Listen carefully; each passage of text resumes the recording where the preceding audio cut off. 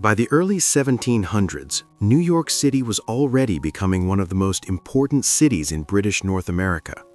Perched at the mouth of the Hudson River, it was a place shaped by water, trade, and constant movement.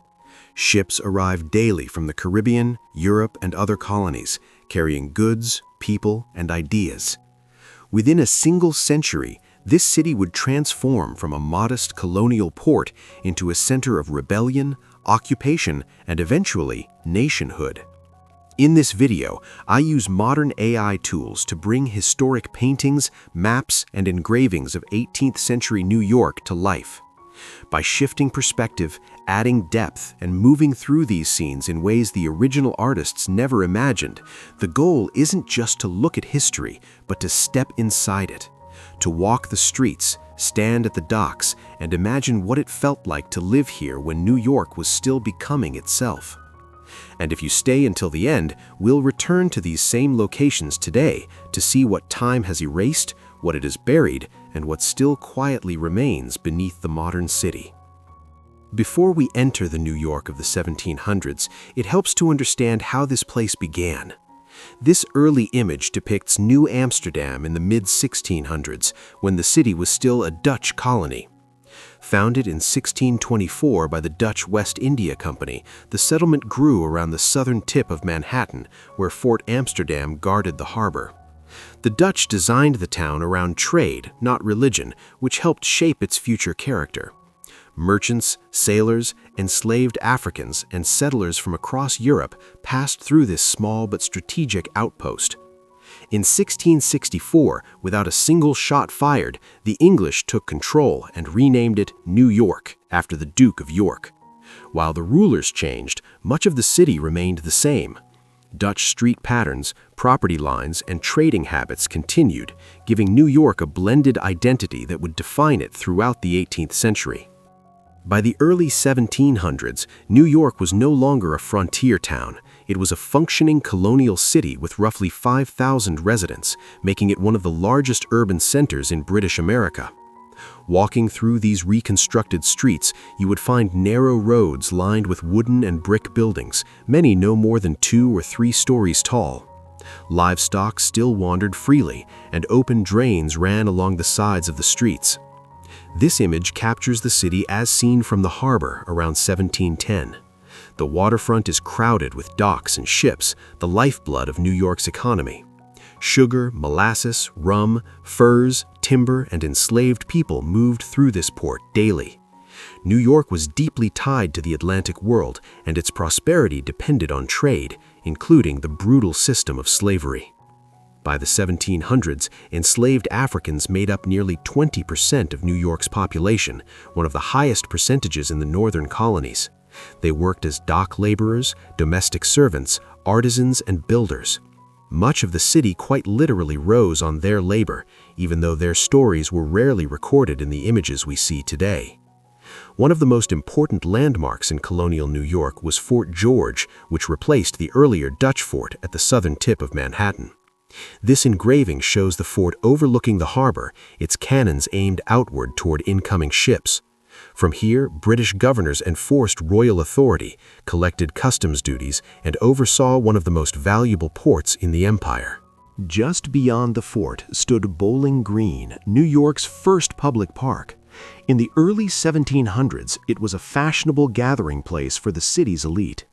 A lead statue of King George III once stood at its center, symbolizing loyalty to the crown, a symbol that would not survive the coming revolution. Moving north along Broadway, we arrive at Trinity Church. The original Trinity Church was built in 1698 and rebuilt in 1735 after a devastating fire. Rising above the surrounding rooftops, its steeple dominated the skyline. For colonial New Yorkers, the church was both a religious center and a marker of British cultural influence. Nearby stood the city's most important civic building, City Hall, later known as Federal Hall. This structure served as the seat of colonial government, a courthouse, and a meeting place for political debate. Laws were proclaimed here, trials were held here, and crowds gathered outside to hear the latest news from London. By the mid-1700s, New York had grown into a bustling city of nearly 18,000 people. Taverns lined the streets, serving as places to drink, trade information, and debate politics. Places like Flounce's Tavern became informal hubs where merchants, sailors, and future revolutionaries crossed paths. This image shows daily life unfolding along the East River docks. Barrels are rolled across uneven ground, sailors shout orders, and merchants inspect cargo. The smell of salt water, wood smoke, and animals would have filled the air. It was loud, crowded, and constantly in motion. Yet beneath this activity, tension was growing.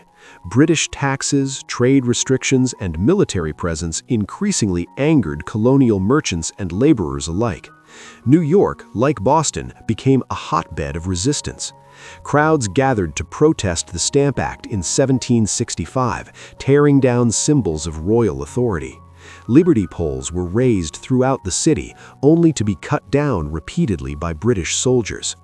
This engraving depicts a confrontation between colonists and British troops in the streets of New York. Unlike Boston, where clashes quickly turned violent, New York's resistance often unfolded as an ongoing struggle for control of public space. Streets, taverns, and meeting halls became contested ground. When the American Revolution erupted, New York's strategic importance made it a primary target. In 1776, following the Declaration of Independence, George Washington briefly held the city, but British forces soon overwhelmed American defenses.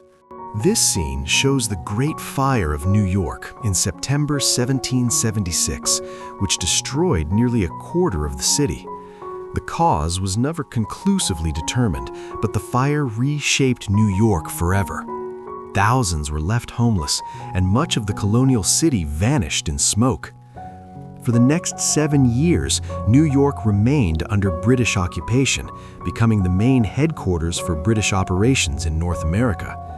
Prison ships anchored in Wallabout Bay held thousands of American prisoners, many of whom died from disease and neglect. For those living in the city, daily life meant navigating shortages, surveillance, and uncertainty. When the war finally ended, British troops evacuated New York on November 25, 1783, a day later celebrated as Evacuation Day. This image shows crowds watching as the last British ships sailed out of the harbor. After years of occupation, the city was finally free. Only a few years later, New York would briefly become the capital of the United States.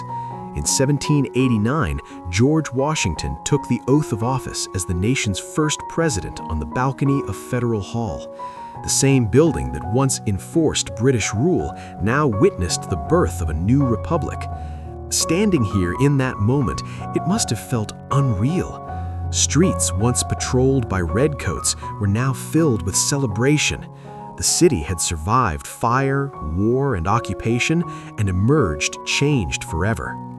Now let's step into the present. The southern tip of Manhattan, once dominated by Fort George, is now crowded with skyscrapers. Bowling Green still exists, though the statue of King George is long gone. Trinity Church still stands, rebuilt again in the 19th century, its churchyard holding the remains of figures who lived through these transformations. Federal Hall no longer houses a government, but it stands as a memorial to the moment when New York briefly became the center of a new nation. Streets that once echoed with carts and hooves now carry traffic and crowds, layered over centuries of history. Much of 18th century New York has vanished, burned, rebuilt, buried, or erased, but its shape remains. In street layouts, in shoreline curves, in the city's identity as a place of movement, diversity, and power. Walking through New York today, it's easy to forget how fragile this city once was, how uncertain its future seemed, and how the lives of ordinary people, dock workers, enslaved laborers, merchants, soldiers, quietly shaped the foundation of one of the world's great cities. Thanks for stepping into the past with me. If you have ideas for future cities or time periods you'd like to explore, leave them in the comments. Until next time, we'll keep walking through history.